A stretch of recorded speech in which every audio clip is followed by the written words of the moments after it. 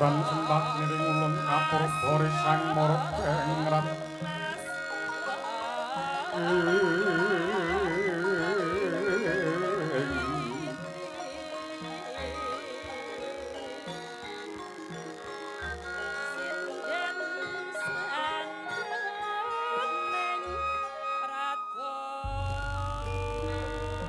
sahananing kang yang kanang sideng kasih maweh buka sawagung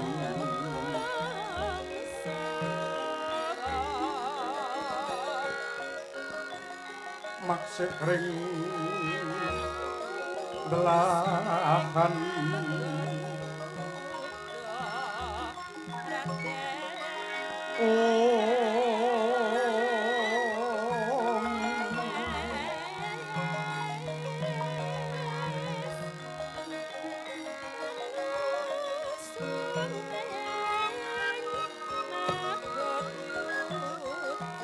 agung pinuju ngari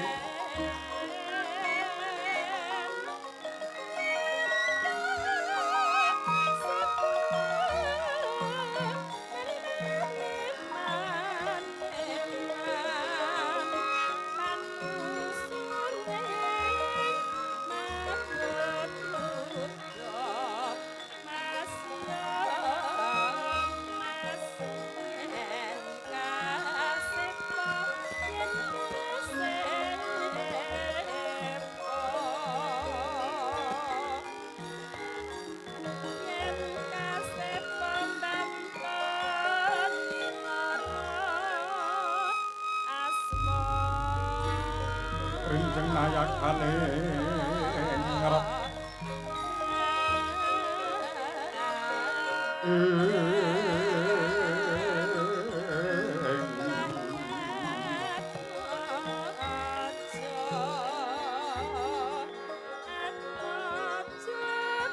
kok ngarep kotomo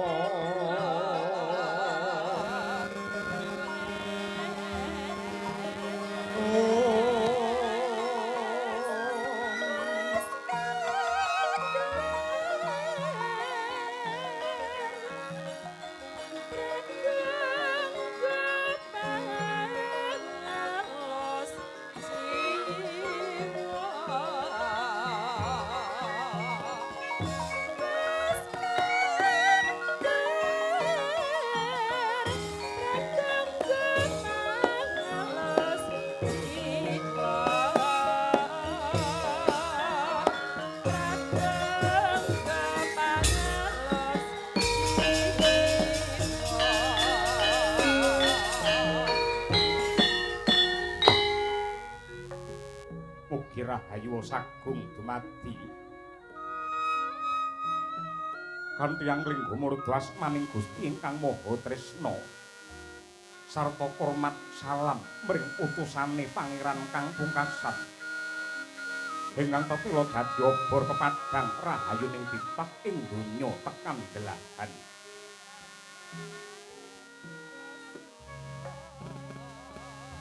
narbuka wiwaraning carita sinungging langening budaya yekti dadya tepa tuladha kang becik tindakna dening Kang Ala Singkirana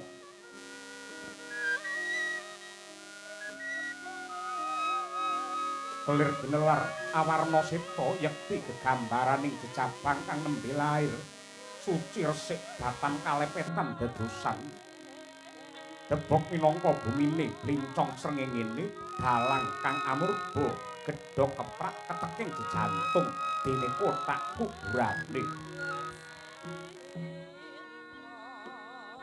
ingkang mangkono dadya piwulang nadyan sinampiran derajat pangkat anggegem panguwasa sinungbrana ingkang matumpa-tumpa nanging lamun dening sang dalang cinemplungake kotak yekti wis tanpa daya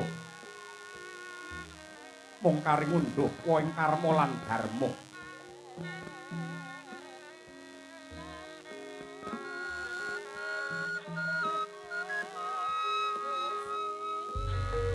ringgit ingkang caket kaliyan widu pamayang den tresnani dening kang tebih datan antuk kawigatosan. Tanpa beda menungsa ingkang gelem nyaket marang pangeran yekti bakal kinasih dene ingkang tebih saking panembah bakal nemahi panandhang ingkang kasurang-surang.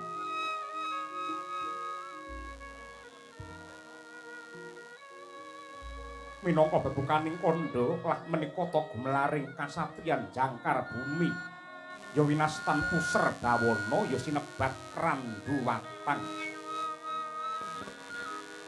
Sinebut jangkar bumi karana tilas kedatone ratuning taksaka nenggih Prabu Naga Bagindo.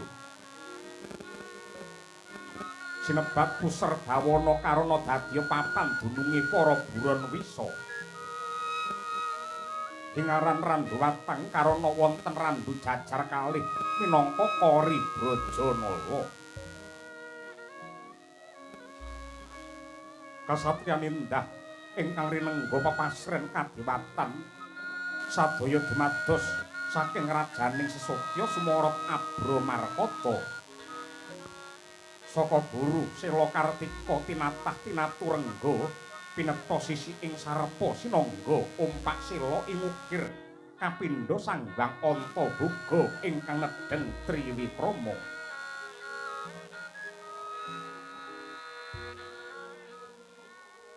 Wus kawentaring jangkar bumi tentrem tebih saking Durjana Juti tindak siya wis sirna maling kecu samya keplayu wong maksiat wis padha tobat sing biyen ngasut saiki dadi sujud sing biyen dem-deman saiki dadi pengajian biyen maling sak mangke wis padha eling. Dasar para taruna tansah gegulang ing reh kautaman sinung kadigdayan linangkung nanging datan mendung kumalungkung. Saben dalu gilir gumanti ngubengi desa ngreksa yuwananing kawula mrih tebih saking hambek angkara murka.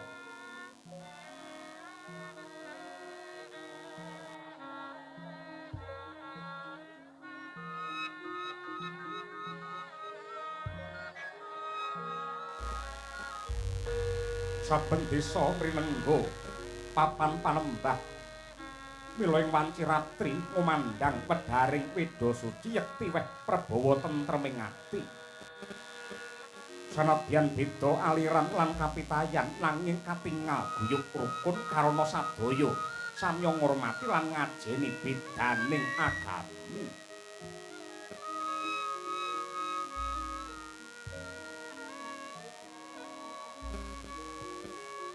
Kula sinten ingkang jumeneng angratoni kasatriyan jangkar bumi nenggih putra pembarep ya putra pambayun saking Sang Werkudara patutan kaliyan Bathari Naga Gini ingkang kekasih Raden Antarja ya Naga Bagindo.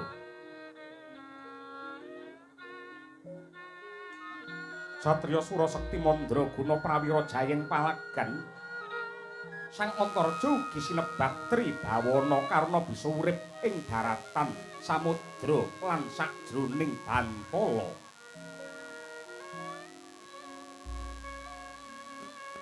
Nalika ing mangke kepareng pinarak lenggah wonten ing pendhapa kasatriyan kedadak nampi rawuhnya Brahmana ing saka 5 pujangga kraton Ngastina ingkang apeparap Resi Druna ya Risang Kumbayana ya Barat Wajaputra. Ingkang sarimbit kaliyan warangka nata Ngastina mijil saking plasa Jenar Rekyanapati Harya Sengkuni Warya Sumpan. Mangkono Raden Antarja kawis tingal kendhih kumrungsung enggalih kasuk panataling kalbu. Daya-daya manembrama rawuh ingkang eyang giya pinanembrama ing acara lenggah.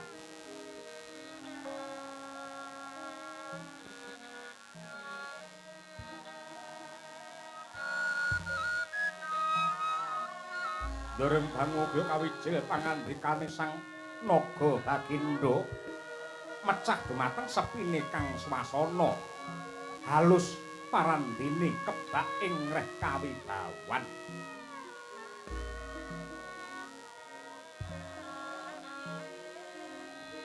wong ramyan ingkang sasongko kumanyar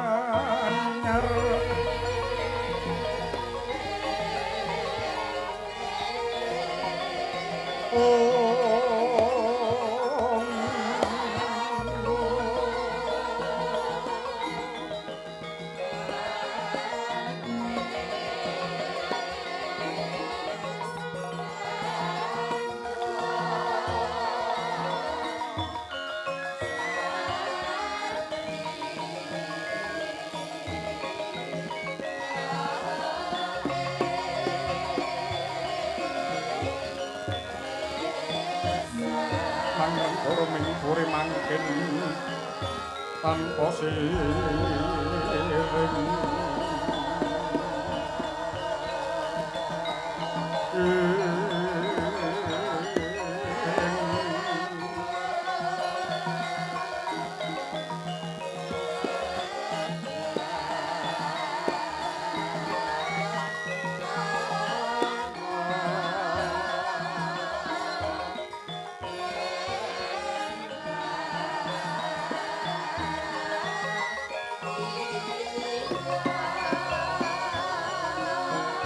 Maslir murubeng langit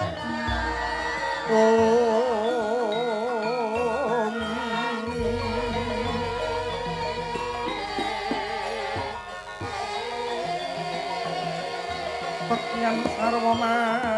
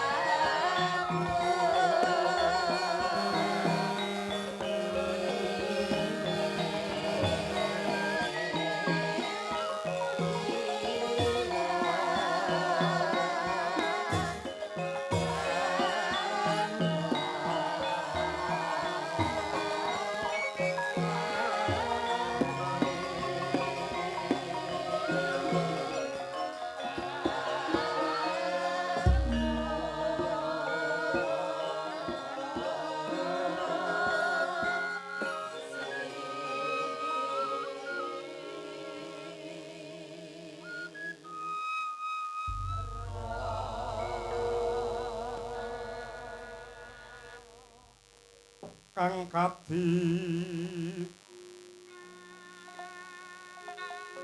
Sutama Gusti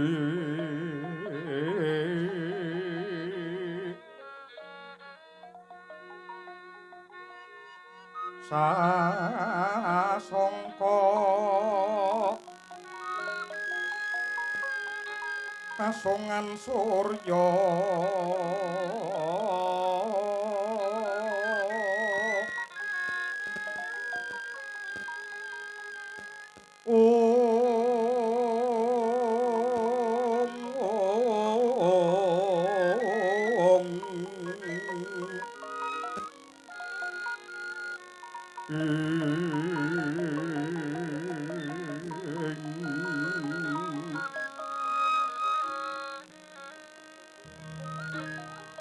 Prabanya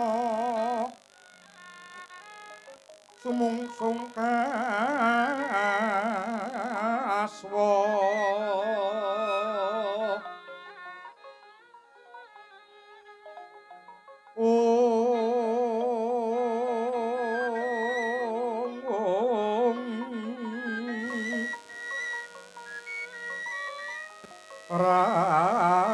raras ruming sari-sari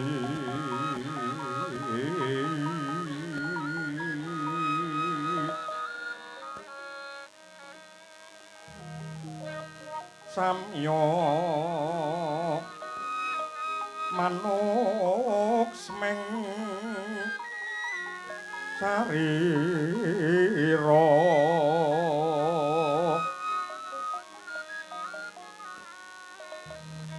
su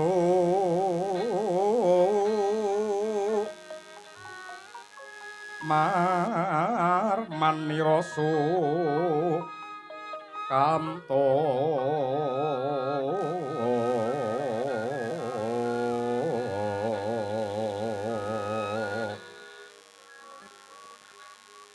jualanira sumunu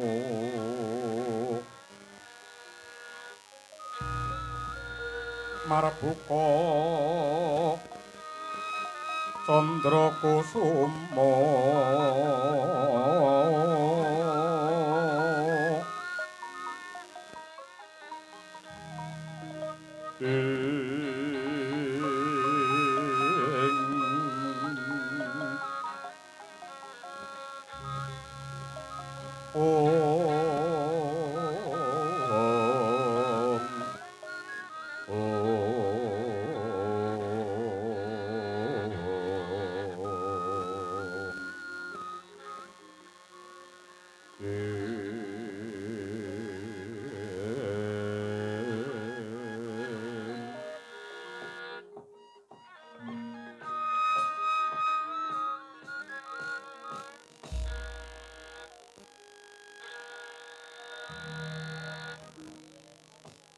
Iwang suksma diluwih muga paring pepayung mring kanjuanan ingsun satemah babar pepadang aning jagat sawigung.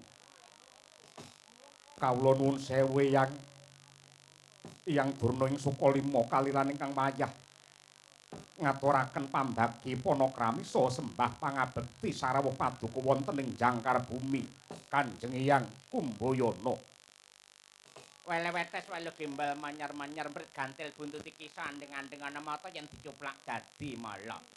Putu Kungger Antarja. Banget panarimane wong tuwa dene nganti semono sih kadarman sarta pakurmatan ingkang ndok caosake marang puneyang. Dasare wilujeng niskala nering sambika langgen kuprapta ora liwat pangestu kumara gage tampan ana ngger naga Bagindo. Urawalan anggen kula mundi tinampi tangan kula kalih kinalungaken wonten ing jangga kapetekaken wonten ing jaja rumeketing wardaya mewahana rah daging kayuwanan. Mboten langkung Eyang monggo kula dherekaken lenggah ingkang kanthi merdikaning penggalih. Matur nuwun pangrasa ora kurang prayoga anggen Kumarasiba.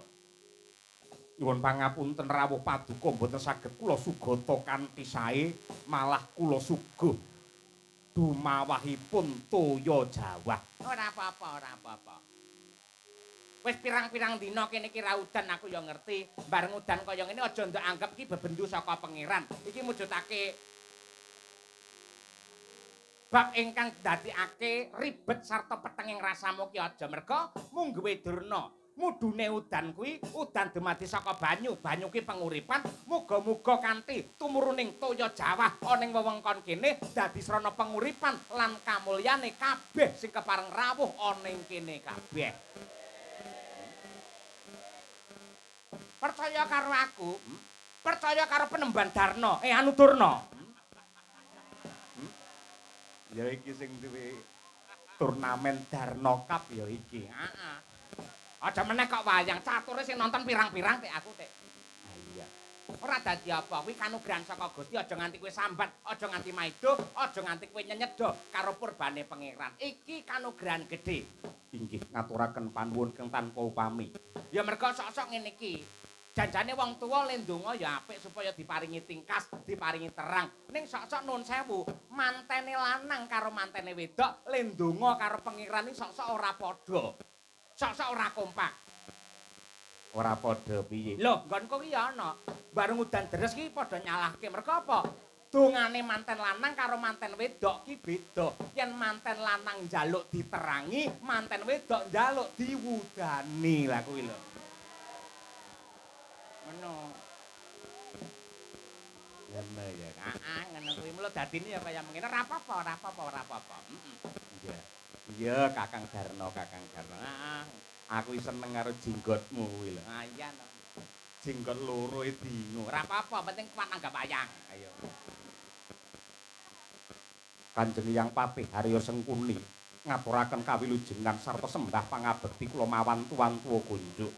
Iya nggir, Antaraja ndak tampa gawe bombong ing rasa. Ora liwat pangestune wong tuwa mara gage ditampani ya nang. Nun inggih Hyang, kula tampi tangan kula kalih mugi andadosaken jimating gesang kula lan monggo dipun prayogakaken anggenipun pinarak. Iya naga Baginda, pangrasa ora kurang prayoga anggenku Mara Siba. Kanjeng Hyang, rawuh paduka andadosaken kejoting manah kula. Prasasat kejugrukan wukir sari kablabaran samudra madu. Syukur bagi menawi namung mertinju tilik dumateng kawontenanipun ingkang wayah.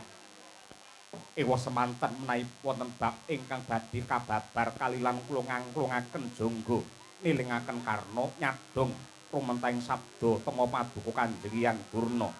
Antarja, Wonten dawuh. ingkang sepisan pone yang prapta ana ing Puserbawana kene ya kuwi tilik tata titi tentrem ingkang kagelar ana ing kasatriyanmu kene.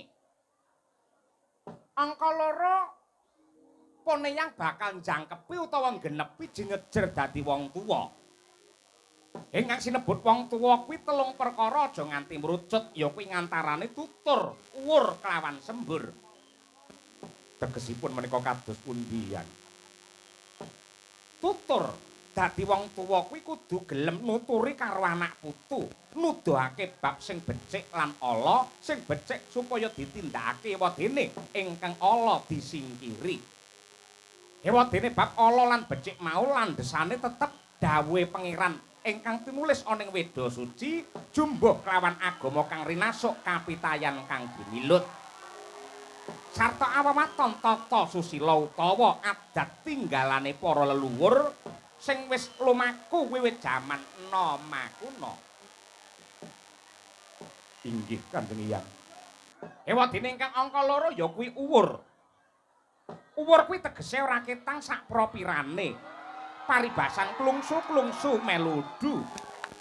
Dadi wong tuwa kuwi kudu bebantu marang bot repote anak kanggo ngenteng-ngentengi marang sesanggan. Upamane anak lagi mbangun omah ora ketang bata siji genteng siji wedi sak cawuk paribasane wong tuwa kudu melu mbebantu. Mula dadi wong tuwa kuwi yen pinuju mulya aja mung mburu senenge dhewe banjur bandane dintekke dhewe. Ning sing becik sing apik kudu disisihake kanggo njagani yen wis tuwa bondo mau bisa kanggo mbantu anak lan kanggo uripe dhewe aja nganti wong tuwa uripe malah ngrepoti ngebot-ngeboti karo anak. Inggih. Banjur ingkang angka 3 ya kuwi sembur. Sembur kuwi tegese wong tuwa sak bisa-bisane kudu ampuh dongane, mandi pangestune, wekasan bisa ndayani marang anak putu. Nah, supaya wong tuwa ampuh dayane kudu tekun panembahe tigen pangibadahe, sregep prihatin lan uga seneng sesirih. Nah, sawise ndak babar magepokan kelawan kewajibane wong tuwa ingkang sinebut tutur, uwur lan sembur, ripalungguhan iki pun eyang genti mundhut prisa kelawan jeneng sira Antarja. Manut kabar ingkang sumebar pawarta ingkang rata, ora suwe maneh adimu ya kuwi si Gatotkaca bakal sinengkakake ngaluhur jumeneng nata ning negara Pringgandani. Kabar sing ndak tampa kuwi nyata apa kabar iki mung kabur? Inggih Hyang. Kasinggihan ingkang dados pangandika paduka bilih boten dangu malih. Kadang kula anem Yayi Gatotkaca badhe sinengkakaken ing ngaluhur pinitaya dening para kawula dipun pangestoni kaliyan para pinisepuh badhe kajumenengaken nata wonten ing Pringgandani. Wis sakwise ana kabar lamun to Gatotkaca bakal dadi ratu ngene iki, kowe dadi kadang tuwa utawa anak barek tumrape Werkudara, apa ora ana krenjeting rasa kepengin nyalonake dadi ratu, nggir? Antarja. Handrah ingkang puspita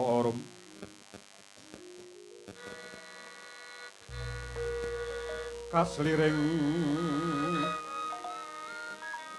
samirana mbre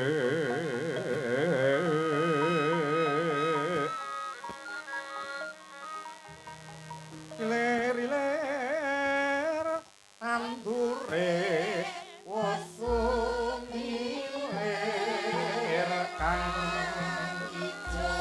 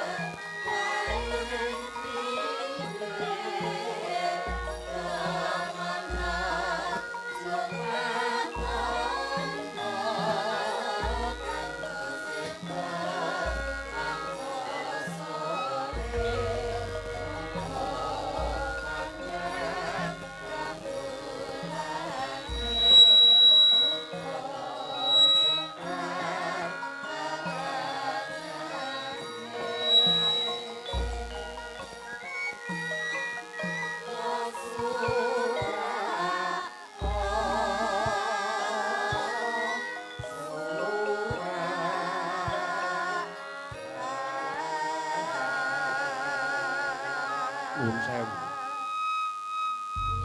Ingkang dipun kersakaken kalian Eyang Durna kados pundi? Ngene, Ngger. Wis cetha pratela lamun ta Werkudara, anakku murid Werkudara, panenggaking Pandhawa satriya Njadipati kae lak putrane ana 3. Sing barep ya kuwi jeneng Sira Antarja, angka 2 Gatotkaca, angka 3 Antasena. Ing atase Gatotkaca ki anak nomor 2. Parandene pendak ana wisudan, mbuh wisudan senopati, gedene wisudan ratu, kenapa kok sing mesti dikempit-kempit karo Werkudara, sing dicangking-cangking karo Werkudara tek anak nomor 2 ora anak mbarep. Kudune yen wong tuwa sing apik, wong tuwa sing wicaksana kuwi sing dimulyake luwih dhisik ki anak mbarep. Yen anake mbarep dadi ratu, mengko adine dadi patih, adine meneh sing angka 3 dadi tumenggung lan sak seteruse. Ora kok banjur si Gatotkaca ki nglangkahi kelawan kadange sepuh ya kuwi jeneng Sirantarja ing atase kakange mung dadi satriya ana ing jangkar bumi, kasatriyan sing cilik kaya mengkene parandene kok adine njur dadi ratu. Padha karo si Gatotkaca ki ngilani dadamu, nggih. Mula poneyang mundhut prisa kelawan jeneng Sirantarja apa ora ana greget, ora ana musik, ora ana niat anggenmu kepengin dadi ratu ana pringgondani. Iya. Nuwun sewu. Sinten to tiyang ing alam donya menika ingkang boten penging gesangipun menika mulya wibawa. Kajen keringan dipun kurmati kalian tiyang kathah kasinungan derajat, pangkat lan semat. Waton boten silak saking batosipun. Sedaya tiyang menika pengin mulya, pengin kajen, pengin kinurmat. Ning nuwun sewu. Kula tartamtu saged mawas diri. Antarja menika namung satriya alit. Tur menggahing petang kula menawi Gatotkaca ingkang badhe kajumenengaken dados ratu wonten ing pringgondane menika sampun trep. Karana sampun agung labuh labetipun Yayi Gatotkaca boten namung wonten ing donya kemawon nanging dumugi kayangan. Medhinipun Eyang Durna tasih kemutan. Nalika taksih jabang tetuka umur setahun kemawon Gatotkaca sampun dipun gembleng, dipun jadi, dipun godhog wonten madyaning kawah Candradimuka satemah dadi satriya ingkang sura sekti mandraguna lan prakosa. saged nyisas angkara murka ingkang barang ngamuk wonten kahiwangan nenggih Narendra saking Pagerwaja Prabu Kala Pracuna lan patihipun Kala Sekipu menika labetipun Gatotkaca kejawi saking menika para kawula pringgondani menika raosipun sampun kepaku kalian Yayi Gatotkaca tiyang pringgondani menika sami wedi asih kalian Gatotkaca Wedi asih iki piye? wedi asih menika menawi pinanggih kalian Gatotkaca menika sami ajrih sami pekewet ning sejatosipun batosipun menika ageng katresnanipun dumateng Gatotkaca mila boten aneh boten mokal lamun to tiyang pringgondani menika sampun nunggal niat nunggal kiblat golong geleng gilik ingkang dados ciptanipun badhe nyeng uyung Gatotkaca mongko dados ratu wonten ing pringgondani. Ose. Aja kaya ngono, Ngger. Antarja, aja nglokro luwih dhisik, aja njur kendho kaya ngono kuwi. Ya nadyanto bener kang dadi aturmu, lamun to Gatotkaca ki ditresnani karo para kawula. Para kawula kabeh padha mentiyung katresnane karo Gatotkaca, upamane Gatotkaca nyalonake dadi ratu ning Pringgondani, mesti wae wong Pringgondani bakal milih Gatotkaca ning ngene lho. Yen cara Ngastina nadyanto ana calon sing apik, calon sing becik, calon sing jujur, calon sing grapyak semanak, tresna karo para kawula dasih. Nadyanto wonge apike kaya ngono kuwi ning kala mangsa kalahe karo dhuwit. Kalahe karo dhuwit. Aku ngerti lamun to Gatotkaca ki babar pisan ra ngetokake dhuwit kanggo njiret utawa kanggo naleni katresnane para kawula Pringgondani. Lah iki bab sing prayoga. Tanpa benten kalian Antareja kula menika ugi mboten gadahi menapa-menapa. Kusik nggih Antareja, kusik. Pone yang tak mundhut pirsa.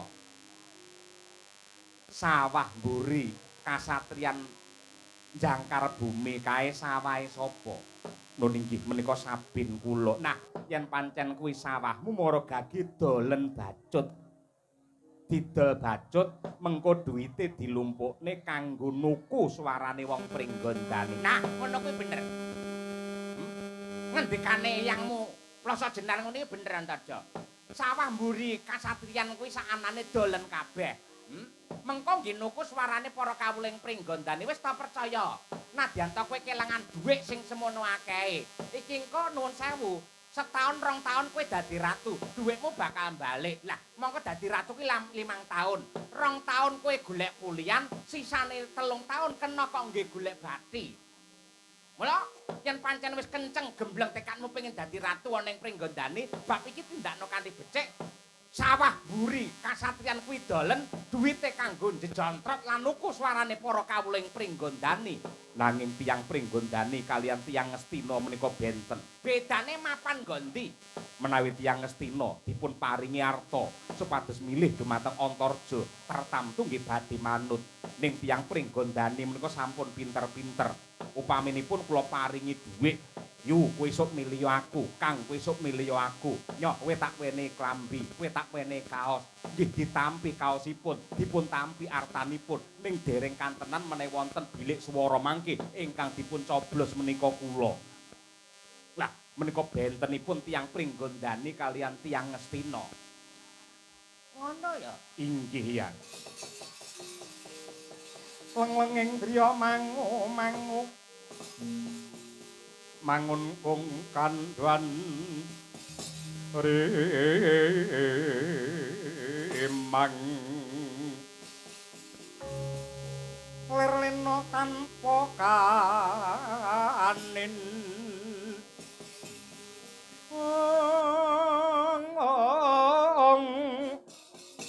yen tantulusa mengku sang Dyah Utama mangkono Sri Narendra Muda uwus nyolon hanggrapa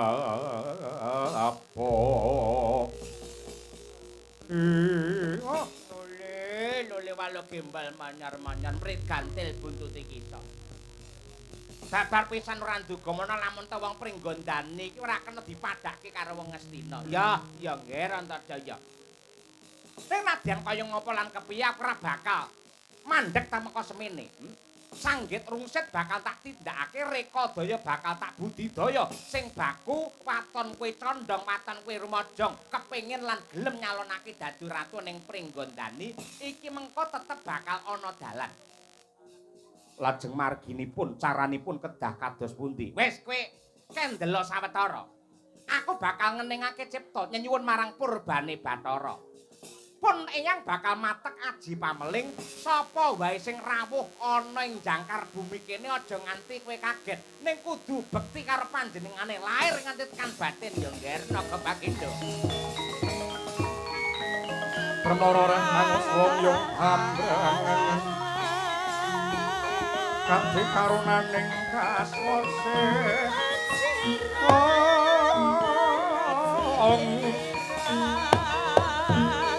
Aneng marga memalat Krisang kanta wasrat moco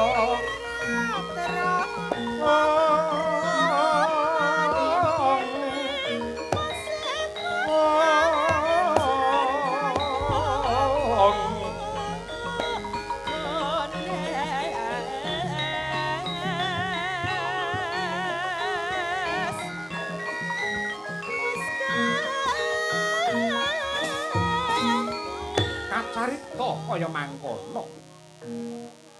Didem permanem datanana kang nyabawa ing pendhapa kasatriyan jangkar bumi ya ing Puserbawana. Awis tinggal pendhita ing Sukalima nenggih Resi Druna.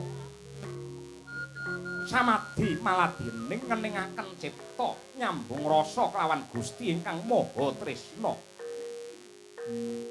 Yektine Sang Kumbayana amatek aji pameling nedya angrawuhaken widodari panggoda pangrencana saking Kahyangan Dandang Mangore nenggih Sang Bathari Durga. Sagebyaring kilat pustamat kaya pinetik karnanira nenggih Sang Bathari Permuni. Mangkono sigra ngejawantah jumujuk wonten ing pendhapa kasatriyan Puserbawana.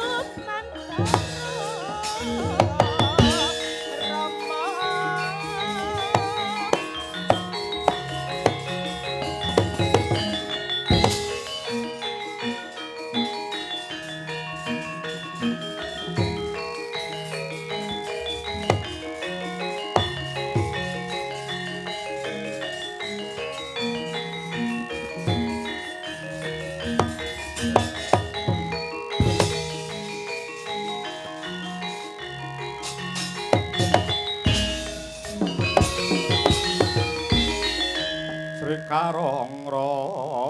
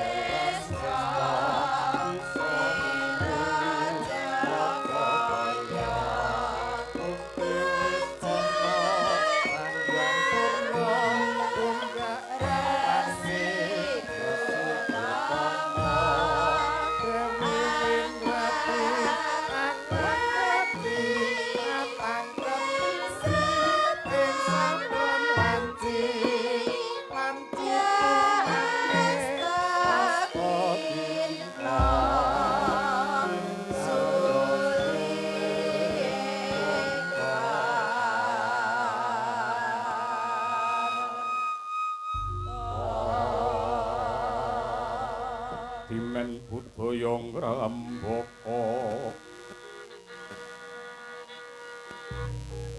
masinangkling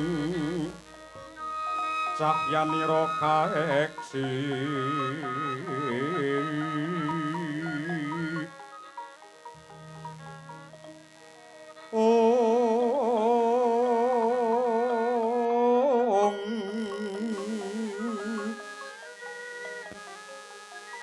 Nimas mustikaning jantung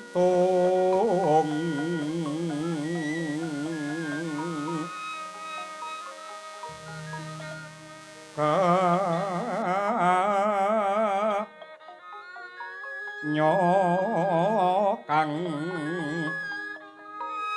saking doho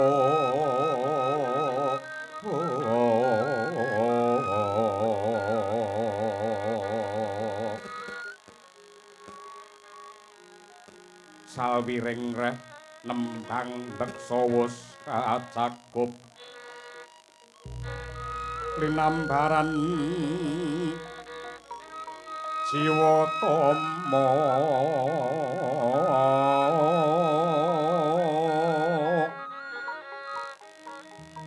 driya sumarah mring Gusti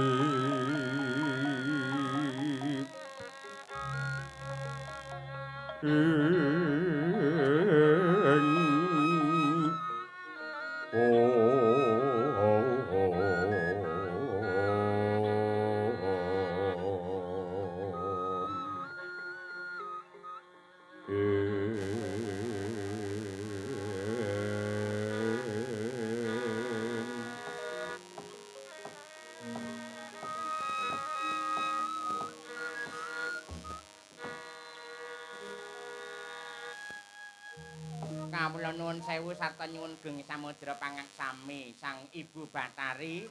Dene kula ingkang putrapun Durna Cumantaka anggen kula nilar tata krama wani amiji rawuh paduka wonten ing jangkar bumi mriki mboten langkung kula pun kumbaya ngaturaken sembah pangabekti mawanti-wanti wakonja. Tobat semagi selikur dina. Ya ngger Durna ndak tampa. Ora dadi ngopo. Ora liwat pangestu Kumara Gage Tampanana Baratwaja putra. Nun inggih Wirawalan anggen kula mundi tinampi tangan kula kalih mugi ndadosaken jimating gesang kula.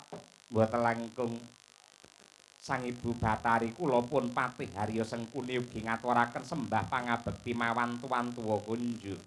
Ya Arya Sumandak tampa gawe bombonge pikir pangestu Kumara Gage Tampanana Sengkuni. Nun inggih Gurawalan anggen kula mundi mugi ndadosaken jimat. Nger Antarja bektiya marang Sang Ibu Bathari men saya berkah uripmu. Gage. Inggih. Nyuwun pangapunten Sang Bathari. Sarawa paduka wonten ing jangkar bumi mriki kula pun Antarja ngaturaken sembah pangabekti kunjuk. Anak Werkudara ya? Inggih kasinggihan. Anak mbarep sing patutan karo Bathari Naga Gini. Inggih kasinggihan. Ya cah bagus ndak tampa gawe bombonge rasa ora liwat pangestunipun Ibu Mara Gage ditampani. Nun inggih Gurawalan anggen kula mundi mugi ndadosaken jimating gesang kula. Bola-bali anak Werkudara, bapakne ya gagahe kaya ngono, mula bareng anak-anak ya perkosa kaya jeneng sira. Dasare godhek kok simbar jojo. Aku ya angger ngerti wong lanang nggih dodo enek rambut ya gatel kabeh awakku ngono lho. Inggih ngapunten. Kuwi tenan apa pasangan kuwi? Ya saestu menika saestu nggih.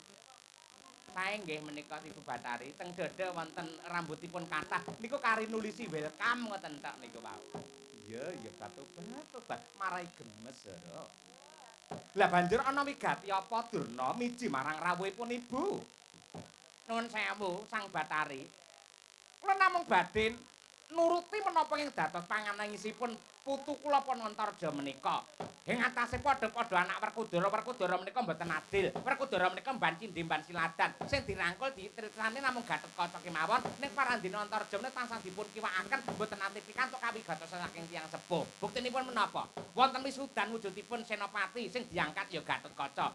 Menika mangke badhe wonten wisudan ratu wonten ing Pringgondani, parandene si Antarja ugi dipun kalahaken merga isih tresna kaliyan Gatotkaca. Lah, kula menika welas sanget ningali kawontenanipun putu kula Panantarja nek uripe kaya ngono apa-apa kon ngalah ngoten niku kula mboten trima rajing manah kula. Mila kula enggal ngrawuhaken dhumateng Paduka, kula kinten mboten angel menawi Paduka mbudidaya mejahi dhumateng Gatotkaca. Yen Gatotkaca wis mati, Antarja klakon dadi ratu wonten ing Pringgondani. Kunjing langit kelap-kelap katon lir kincanging alis risang maweh kandrung sabarang katulu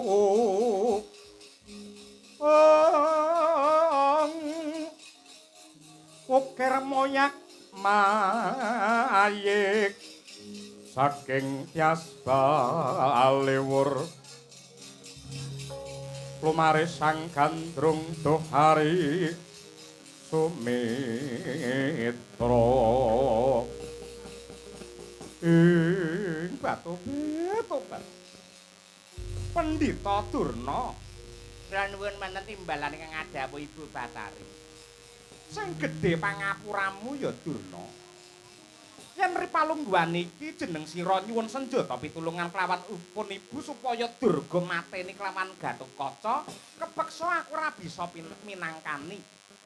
Merga lamun to ndak sawang saka kaduan ripalungguhan iki Gatotkaca ki lagi kinasih dening dewane, diayomi dening Gusti sing gelar jagat. Mula ora gampang mateni kelawan si Gatotkaca, sijep sembure luput katuranggane malah iki mengko aku dhewe sing bakal kewirangan. Nanging yen magepokan kelawan Antarja sing kepengin lan kumacelu dadi ratu ning Pringgondani tetep ana dalan, tetep ana cara, tetep ana srana kanggo mbudidaya. Watone Antarja besok lampun to mati sukmane gelem dadi andhanku, ora suwe maneh si Antarja bakal dadi ratu ning Pringgondani.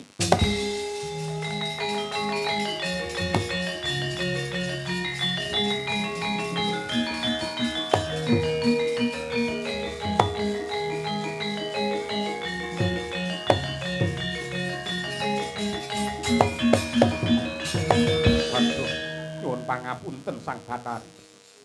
Kula mangertos bilih donya menika mboten daken. Ngarcapada menika mboten wigati. Menawi ngantos kula anyagahi bab menika benjang menawi kula pejah sukma kula badhe dados andhan Paduka tegesipun badhe dados grombolanipun para jim setan priprayangan.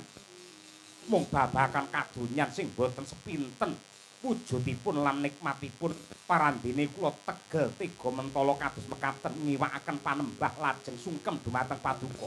Kula mboten saged nampi. Kula mboten dadi ratu, mboten napa-napa. Ngger Antarja aja ngono, Ngger.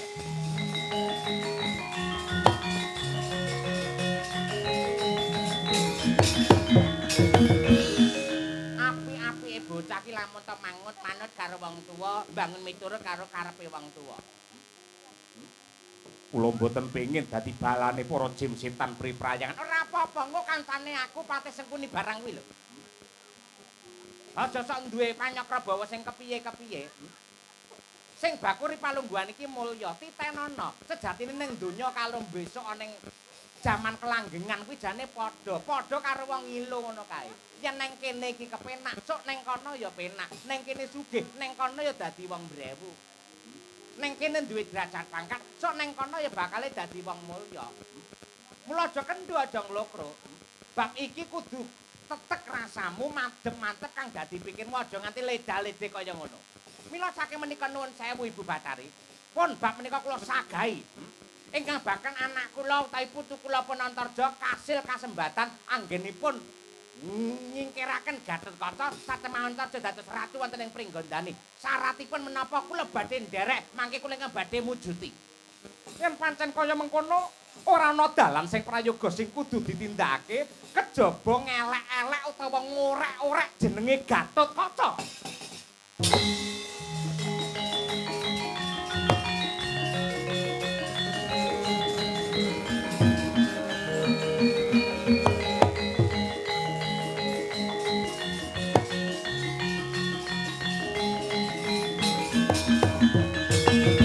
Kagyat risang kapirangu rinangkul kinempit kempit dosang reknaning bawana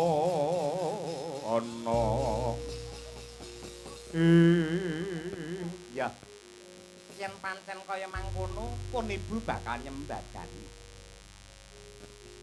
Antarja bawula nuwun timbalan ingkang ngadhawuh Sang Bathari ayo ripalungguhan iki pun ibu kantinen manjing ana ing papan palermamu. Aku pengen ngerti cah nom kaya kuwi kamare kaya apa pengen roh aku. Biasane anggere wong lanang nom ngono yo ambune rokok. Pun ibu gandengen tanganku, aku pengen roh kamarmu kaya apa, mengko tak salini dandanmu, wujudmu kaya apa wae aja kaget. Ayo manut karo pun ibu. Yap langening kalang lanagara panirapuntar tinon ler kakunang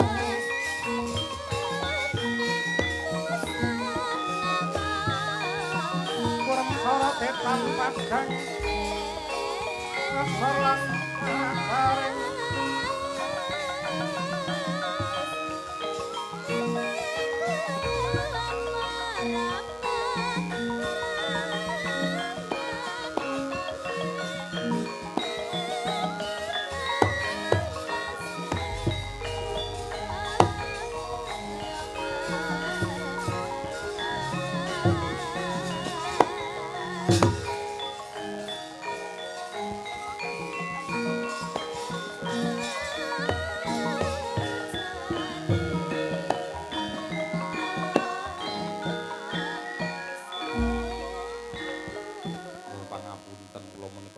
Jejaka dados boten wonten tiyang ingkang resik wonten ing palerman kula wonten ing papan kula mriki ora apa-apa sing bakul lak ya iki aku nganti aku mlebu ning kamarmu ya senenge tanpa upama apa-apa kaya komplit enek pedute enek liline nggih samangke kula kedah kados pundi maragage kabeh sandangamu culana. Dalem kabeh busanamu rucaten. Lah kula pekewet kalian jenengan. Ora apa-apa dianggep salah aku ibumu. Wis gage dirucat. Mengko kowe tak dandani sing luwih ganteng, sing luwih cakrak, sing luwih wibawa. Ya kanthi dalan iki jeneng sira mengko bakal kelakon dadi ratu ning Pringgondani. Wis to, manuta karo pun ibu, dadine bakal apik, dadine bakal becik.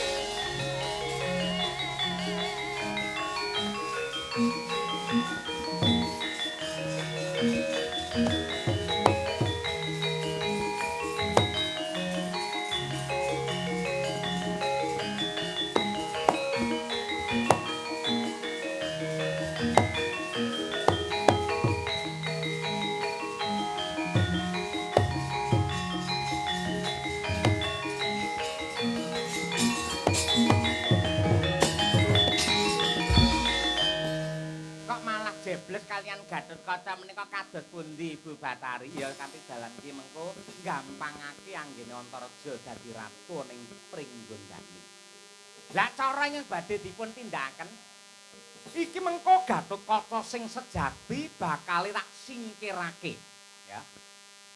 Gatotkaca sing sejati bakal ndak singkirake sakwise Gatotkaca ingkang asli sumingkir banjur Gatotkaca maliyane Antareja ki tak perintah supaya ngrembakakake papan-papan maksiat ingkang mapan ana ing Pringgondani. Malima kudu dingrembakakake meneh madat-madon mino main maling kudu ditindakake karo wong Pringgondani. Papan-papan planyan, papan-papane wanita sing beling nalika semana ya kudu dingrembakakake meneh. Sing biyen tutup kudu dibuka meneh. Upamane ana papan-papan sing biyen nate dening Gatotkaca sing sejati iki dirampungi ditutup. Ripalungguhan iki kudu dibuka meneh. Pamrih apa? Supaya para kiai, para brahmana resi kabeh do sengit karo Gatotkaca, kabeh do gething karo Gatotkaca. Yen kabeh wis sengit wis gething karo Gatotkaca iki mengko dadi dalan sing prayoga kanggo si Antareja macung dadi ratu ning Pringgondani.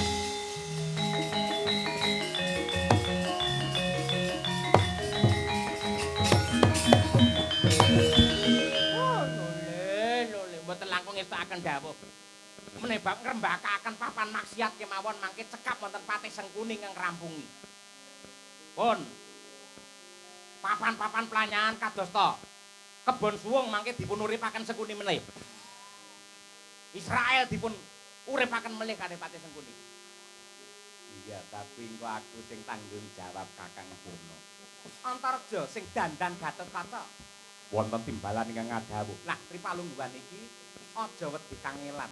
Yen Gatotkaca wis sumingkir, magita-gita jeneng sira ngorak-arik jenenge Gatotkaca.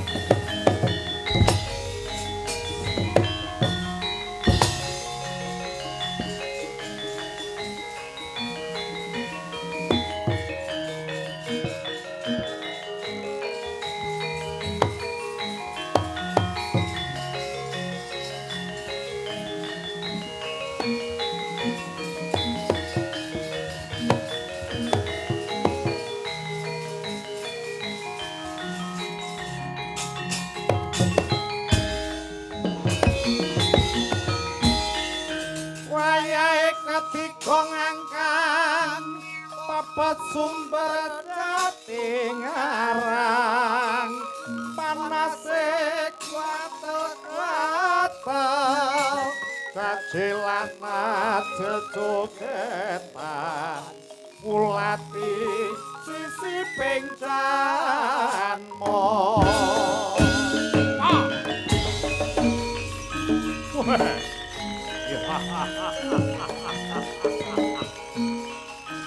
Ah, wah.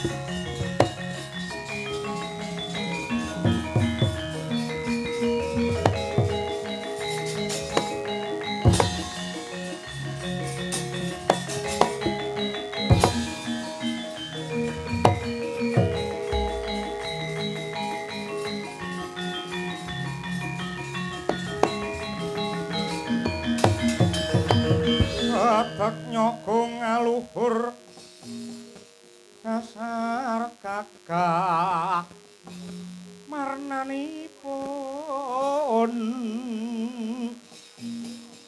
Kanjeng Srinarapati Raja kang abot ratu pun pakutap maningkang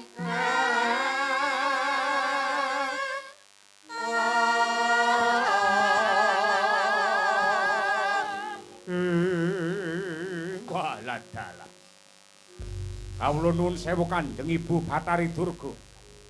Wanter amiji dumateng ingkang putra. Kula pun Darpa Sura kalilan cumadong dawuh Ibu. Prabu Darpa Sura Narendra saka Tunjung Lautan. Nggih. Apa ta sebabe jeneng sira adoh ndak awe cedhak saya ndak raketake yektine ana bab wigati ingkang bakal ndak babar ana jejiban sing kudu ndok pikul ndok sangkul pundhakmu kanan lan kiring. Babaripun Pripalungguhan iki aja wedi kangelan ya nggih Prabu Darmasura. Jangkahna sukumu prapta ning negara Pringgondani golek ana calon ratu Pringgondani ya kuwi ingkang kekasih Raden Gatotkaca. Saksampunipun kula pinanggih kalian Gatotkaca ora perlu ndok takoni mbuh piye reka dayamu sing baku Gatotkaca cilik singkirna saka bumi Pringgondani gedene sirnakna. Mekaten Kanjeng Ibu ya. Lajeng keparingipun ingkang putra bidha benjang menapa. Senadyan sambung ngobor colok lintang rambatan pundak budala dina iki Darmasura. Nggih, boten langkung sendika ngestaken dawuh. Mangka anggro prosa sumbar Lindung ketara bumi kunjing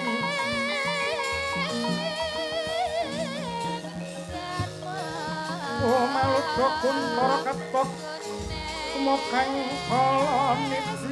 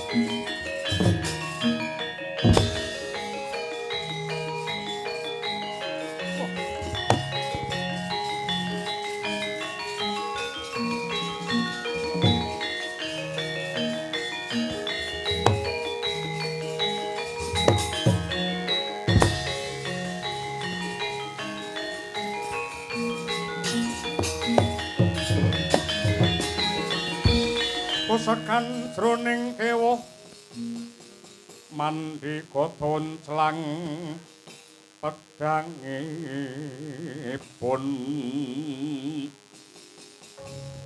kang ketaman brojo ing wah ladalah sak jroning aku ngambah dirgantara rumangsaku lumahing jagat kureping langit wong sing bisa mabur ki mung Prabu Darmasura. Lah kok iki ana sing ngembari satriya crapang gumbalane melang-melang diadane sak tebok jembari pating granteng otot bebayune. Sawa lek nomripatmu jerengen gobokmu satriya Pringgondani.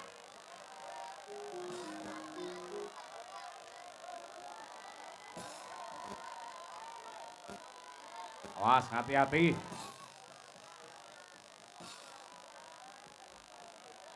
Won panitia dicek aja nganti engko enek sinden geblak kabeh.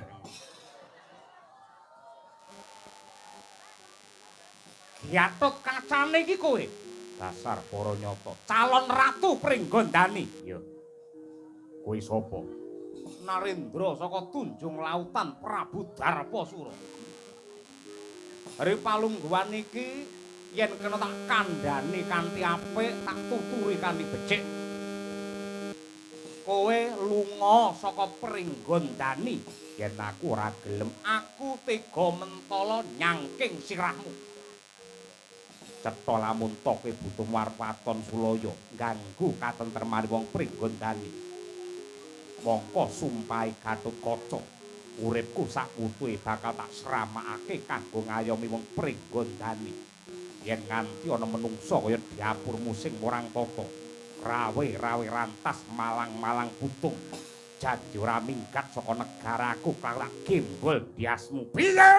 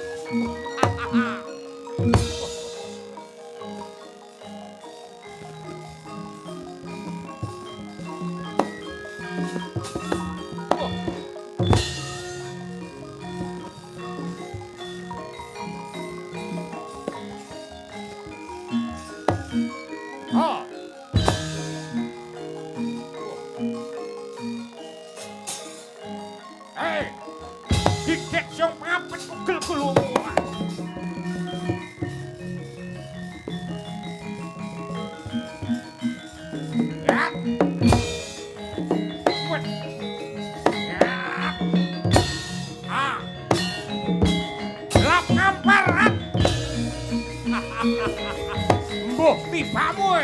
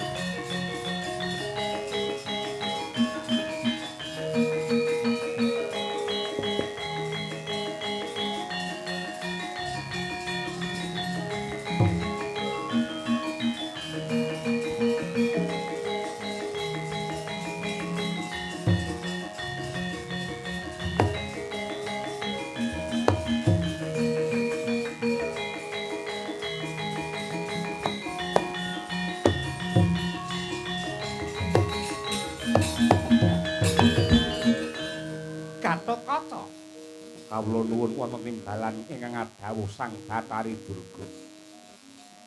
Mestine jeneng sira wis pirsa Dewi. Krajange Darpasura ingkang semune pancen kaya wis antuk pengasihe Bathari Durga. Wasana bisa nyingkirake ngendhangake Gatotkaca ingkang sejati. Nadyan to akeh sing ngarani lamun to si Gatotkaca ki trep kinarya kaca Brenggala, ning piye caramu anggenmu bakal ngrusak jenenge Gatotkaca?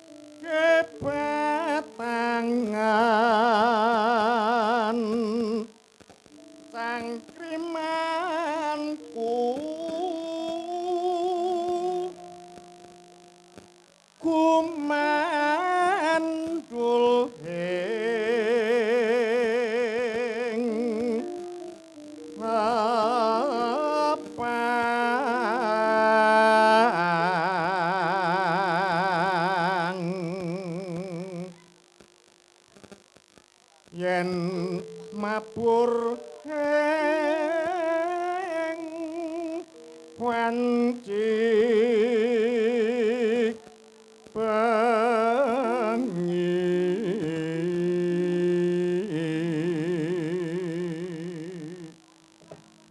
palam sawo